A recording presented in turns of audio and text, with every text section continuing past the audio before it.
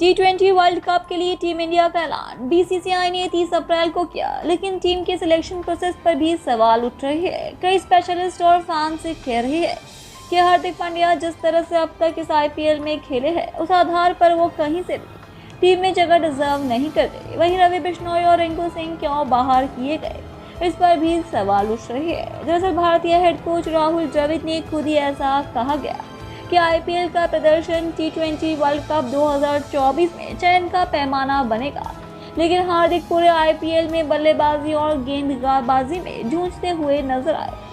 ऐसे में वे selection criteria में वे कैसे आ गए, ये लाख टके का सवाल बन गया।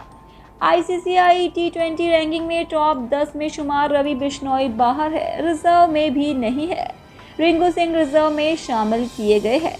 पहले बात करते हैं T20 वर्ल्ड कप के लिए टीम इंडिया के उप कप्तान बने हार्दिक पांड्या की। हार्दिक ने वर्ल्ड कप 2023 में हुई इंजरी के बाद आईपीएल 2024 में वापसी की। उनको रोहित शर्मा की जगह मुंबई की कप्तानी दी गई, लेकिन उनकी कप्तानी में मुंबई इंडियंस की मिट्टी पलीद हो चुकी है। मुंबई पॉइंट्स टेबल में 9वें नंबर पर है, जबकि 10वें नंबर पर रॉयल चैलेंजर्स बेंगलुरु है। मुंबई ने आईपीएल के 10 मुकाबलों में से महज 3 जीते हैं। अब उसकी प्लेऑफ में पहुंचने की उम्मीद भी लगभग खत्म हो चुकी है। यानी ये बात साफ है कि हार्दिक ऐसी टीम की कप्तानी भी नहीं कर पाया जिसमें चैंपियंस खिलाड़ियों की भरमार है। अगर हार्दिक बतौर ऑलराउंडर ही टीम में शामिल हुए हैं, तो ये देखना होगा कि वे T20 वर्ल्ड कप में कितने ओवर फेंक पाते हैं, क्योंकि वे आईपीएल में तो फुस रहे हैं। हार्दिक ने आईपीएल के 10 मुकाबलों में 150.38 के एवरेज और 21.89 के स्ट्राइक रेट से 197 रन बनाए। उन्होंने इस आईपीएल में कोई भी ऐसी पारी नहीं खेली जिसे याद रखा जाए। अब बात कर लेते हैं ऑलराउंडर हार्दिक पांड्या की गेंदबाजी की।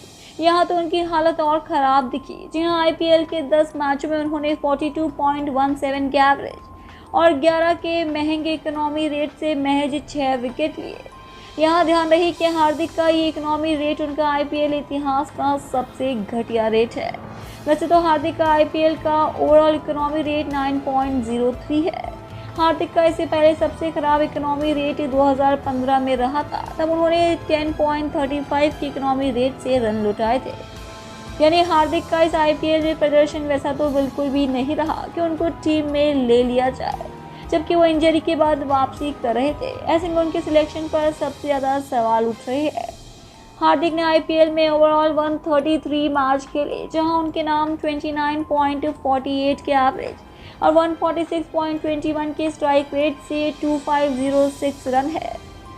दूसरी ओर हार्दिक ने इंटरनेशनल करियर की बात की जाए तो 30 साल के पांड्या ने भारत के लिए 11 टेस्ट मैच खेले, जहां उनके नाम 31.29 के एवरेज से 532 रन और 17 विकेट है।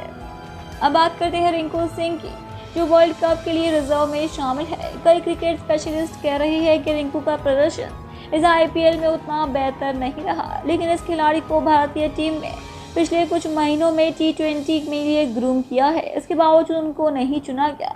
ऐसे में फिर वही सवाल उठता है कि रिंकू और हार्दिक के लिए अलग अलग चयन के मायने क्यों हैं।